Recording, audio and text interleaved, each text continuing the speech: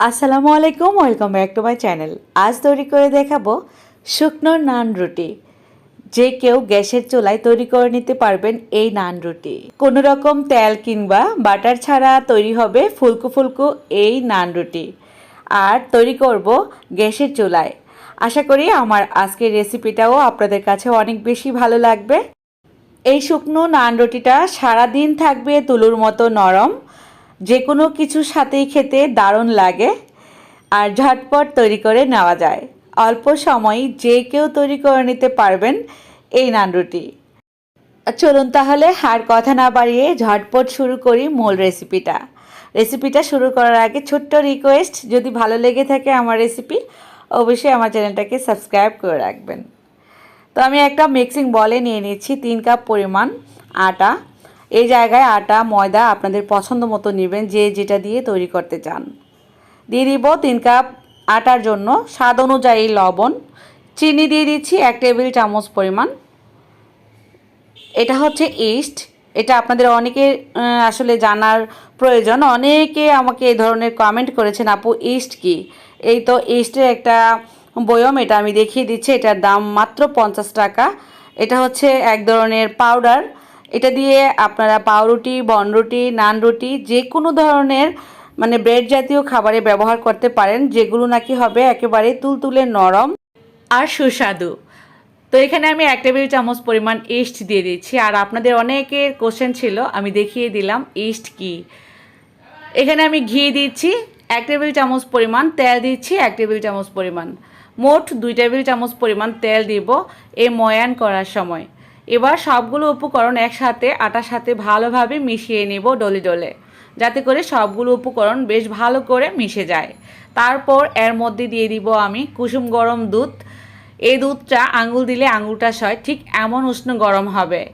চাইলে এই দুধের পরবর্তীতে আপনারা কুসুম গরম পানি দিয়েও এই ডোটা তৈরি করতে পারেন। দুধ দিলে এই রুটির টেস্টটা ভালো আসবে।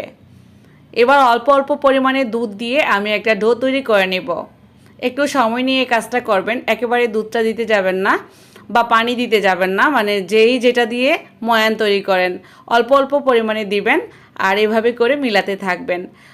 আপনার এখানে আটা বা ময়দা কতটুকু নিয়েছেন সেই অনুপাতে দুধ বা পানিটা দিয়ে এই ডোটা তৈরি করে নেবেন। তো আমি অল্প অল্প পরিমাণে করে দিয়ে দিচ্ছি। সবটুকু দুধ লাগলো এখানে। 3 কাপ আটার জন্য এখানে প্রায় 1 গ্লাস দুধের মতো লেগেছে। আর গ্লাসটা দেখে নিশ্চয়ই বুঝতে পারছেন। তো আপনাদের পরিমাণটা বেশি কম লাগতে পারে, সেক্ষেত্রে বুঝে শুনে এই ডোটা তৈরি করে নিলেই হয়ে যাবে।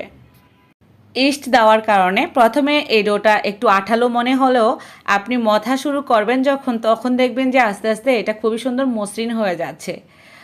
অবশ্যই একটু সময় নিয়ে মথে নিতে হবে, 3 থেকে 4 মিনিট সময় ধরে। মথা হয়ে গেলে গোল রাউন্ড করে এর উপর থেকে একটু তেল মুছে দিচ্ছি, যাতে করে ড্রাই না হয়ে যায়। এটাকে আমি 1 ঘন্টার জন্য রেস্টে রেখে দিব। 30 মিনিট পরও বানাতে পারবেন রুটিটা। চাইলে একটু বেশি সময় রাখলে রুটিটা অনেক বেশি সফট হবে। রেপিং পেপার দিয়ে রেপ করে রাখছি। চাইলে একটা ঢাকনা দিয়ে ঢেকে একটু গরম স্থানে রেখে দিবেন। চুলার পাশে রেখে 1 ঘন্টা পর ফিরে আসছি। এই সময়ের মধ্যে ফুলে ডাবল হয়ে গেছে। ইস্ট দেওয়ার কারণেই কিন্তু এই কাজটা হয়, মানে অনেকটা ফুলে ওঠে। এবার আমি এর বাতাসটা বের করে দিচ্ছি ভেতর থেকে এভাবে করে। তারপর গোল গোল রাউন্ড করে নেব, রুটির শেপগুলো বের করে নেব। তো ইস্ট সম্বন্ধে যাদের জানার দরকার ছিল আজকে বলে দিলাম। এই ইস্ট আপনারা বাজারে 50 টাকা থেকে শুরু করে 200, 250, 300 টাকা পর্যন্ত কৌটা পেয়ে যাবেন। তো আমি যে কৌটাটা দেখালাম এটার দাম মাত্র 50 টাকা। আপনারা বাজারে যে কোনো মুদির দোকানে পেয়ে যাবেন। একটু বড় মুদির দোকানগুলোতে জিজ্ঞেস করলে যে ব্রেড বা পাউরুটি বানানোর ইস্ট লাগবে, তাহলে কিন্তু দিয়ে দিবে। তো রুটির শেপগুলো সবগুলা একই সাইজ করে আমি গোল গোল রাউন্ড করে নিয়েছি। এখানে প্রায় 8টি রুটি শেপ হয়েছে। 3 কাপ আটায় অনেকগুলো রুটি হবে। আর এই রুটিটা অত মোটাও হবে না, অত পাতলাও হবে না। সামান্য একটু শুকনা আটা দিয়ে আমি একটা রুটি শেপ তৈরি করে নিচ্ছি। বেলুন দিয়ে হালকা করে ধরে এভাবে করে রুটিটা বেললেই কিন্তু খুব সুন্দর একটা রুটি হয়ে যাবে। এটা যদি পাতলা করতে চান তাহলে একটু পাতলাও করতে পারেন বা হালকা একটু মোটা রাখবেন। 1/2 ইঞ্চি পোর। এই তো আমি এখানে রুটিটা অত বড় করে নাই, মাঝারি সাইজের একটা রুটি বেলে নিলাম। এবার চলে যাব কিচেনে। মিডিয়াম আঁচে তাওয়া গরম বসিয়ে দিয়েছিলাম। এবার চুলার হিট একেবারেই মিডিয়ামের চেয়ে একটু কমিয়ে দিলাম। অত হাই রাখবেন না, তাহলে কিন্তু রুটিটা প্রথমেই উপর থেকে কালার এসে যাবে, ভেতর থেকে কাঁচা থেকে যাবে, ফুলবে না। 30 সেকেন্ড পর পর একবার করে উল্টিয়ে দিচ্ছি। 2-1বার উল্টিয়ে দেওয়ার পর দেখবেন আস্তে আস্তে রুটিটা ফুলতে শুরু করবে। হালকা করে সাইড থেকে এভাবে করে চাপলেই হবে। আপনি নিজে থেকে পুরোটা রুটি ফুলে একেবারে টুপির মতো হয়ে যাবে। ফুলকো এই রুটিটা তৈরি করা খুবই সহজ, আর সারা দিন পর্যন্ত থাকবে তুলোর মতো নরম এই নান রুটি। দোকানের নান রুটির চেয়ে একটু বেশি মজার হয় নিজের হাতের তৈরিটা। কতটা ফুলে উঠেছে তাই না? তো একে একে সবগুলো আমি একইভাবে ছেঁকে নেব। আরও একটা দেখিয়ে দিচ্ছি। দাওয়ার 30 সেকেন্ডের মধ্যে একবার উল্টিয়ে দিবেন, যাতে করে নিচ থেকে কালার চলে না আসে। ঠিক এই অবস্থায় আপনি করে এটা ফুলতে থাকবে। সাইড থেকে একটু হালকা করে চাপ দিবেন, অত চাপাচাপি করার কোনো দরকার নেই। তারপর দেখবেন যে টুপির মতো রুটিটা ফুলকো হয়ে গেছে।